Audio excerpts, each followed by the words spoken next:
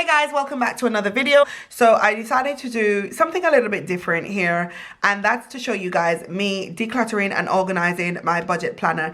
It's a bit of a hot mess, as you can see from the top and the sides here. There are things bursting out of the seams, so we are going to open it up and sort of get rid of the receipts that we don't need, get rid of any sort of printables that we are not currently going to have any use for, because we are heading to the end of 2021. Can you guys believe it? Hey there, if you're new, my name is Gracia and I'm a single mom of one, and on this platform I share with you budgeting videos where I show you guys how to navigate through life as a low-income earner on a financial journey. If you like what you see, please stay tuned.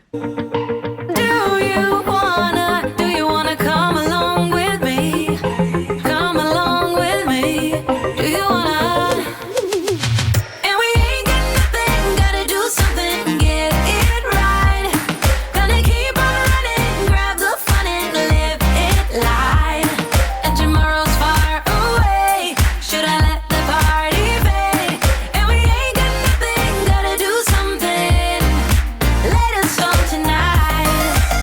So right here I've got me old planner, which I use to archive any sort of inserts and printables that I no longer have use of. I like to keep them in this planner here, which is an A5 planner I picked up in Paper Chase. Very pretty blue, as you can tell, and very colorful, very floral, but very cute. Okay, and it was quite affordable at the time of purchase. I think this was about £18 or so. So I'm gonna remove the items from this planner, which is my main budget planner, put them into this one and sort of condense this so that it's not as bulky and it's not bursting at the seams here. I know it doesn't look this bad because I've sort of tidied it up before I got this idea of filming a declutter and organizing video of my budget planner.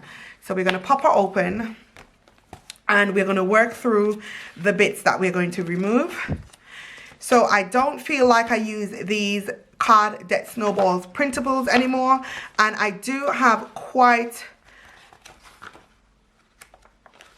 a good amount of debt tracker printables here, new ones. So these are actually bulking up the planner. As you can see, there's not enough space where the rings are, and it makes it a bit difficult to turn sometimes. You know, you've got to be pressing it down and that, and nobody has time for all of that extra stuff.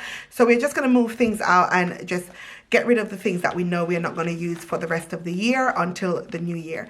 We could put things back in accordingly, and I try to keep 3 budgets in at once and also a few blanks so that I could, you know, sort of top up when needs be. So I'm going to take these ones out because I won't be using these for a while.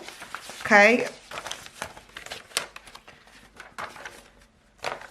we're going to leave our debt tracker in, and we're going to leave about an extra 1 because I don't feel that we're going to go through that many pages. So we're going to take out this amount. It's about 7 here or 8, so it's quite a few. And these papers are quite thick as well because they're quite high quality paper. So you could hear the sound. So we're going to move those across to the other planner. This is something that I've recently created. It's a cash envelope cheat sheet, and you basically write it in like a permanent marker and you write your numbers in, but there's a way in which you could sort of erase this by using a bit of acetone or nail polish remover, something strong enough to sort of get rid of the inking, but the titles are going to be the same. So we're going to keep this in the planner.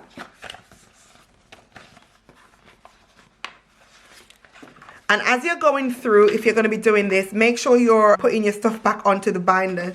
So we've got June's divider in here.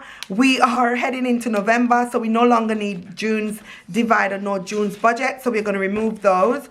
And then I'm going to click the binder. I'm going to flip this over because I want to keep these because I need these. I've got an idea for these little listings here. We're going to head over to July. Like I said, we are heading into November, so we're going to be removing July's printables and the expense trackers that are associated with that particular month.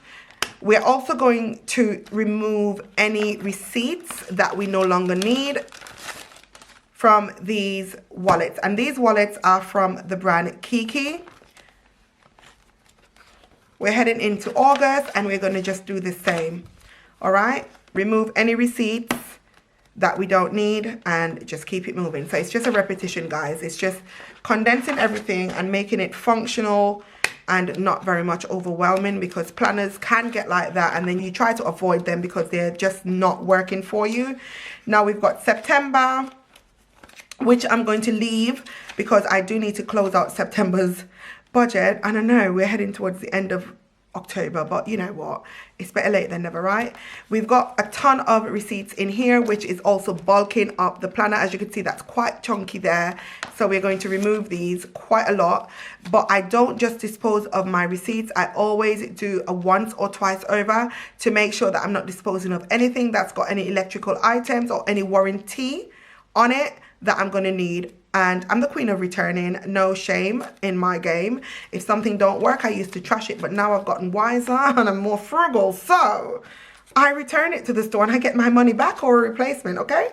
Because we're not rich out here in these streets. I'm just going to pop my little hearts back in there, and we are going to flip over. For the month of October, we're going to leave those in, but we've got a bunch of receipts here and here. And we're going to keep those to the side so that we could sort of go through those. We've got our expense tracker that we need to fill in. And we've got our monthly budget sheet that we also need to fill in. And then we've got November on the back, December on the back. And then at the back of it, the very, very back, okay? And you guys see how much space I've got now? Let me pop you up so you can sort of see from the side. Compared to when we started, quite a lot of space. So it's just a simple task that takes you under 15 minutes to do if you know what you're doing. It's not hard, it's not rocket science. Just open up the binders and take out the receipts that you need to whiz through, shred what you don't need, keep what you do, scan it if you've got a scanner, and keep it moving. Now we've got our sinking funds, printables here where we log our sinking funds. So I'm just going to keep an extra printable in here. We've got the sort of older sheet that I was using. I don't need this right now, so I'm removing these from here because I don't need more than 2 or 3 sheets in. This is our bare bones budget. I'm going to keep that just for reference, and I do like to print back to back to save on paper because paper is expensive out in these streets. And I'm going to keep about 2 expense tracker in the back. So the back bit is just sort of like a catch-all section, and I'm going to remove the rest that we don't need. So we've got way much space, looks a bit neater there, very flat. I'll push these in front of the frame to let you guys see all of the stuff that I picked out. So these I will work on at a later date to sort of get them archived and into the archive planner that I use. So this is it, guys.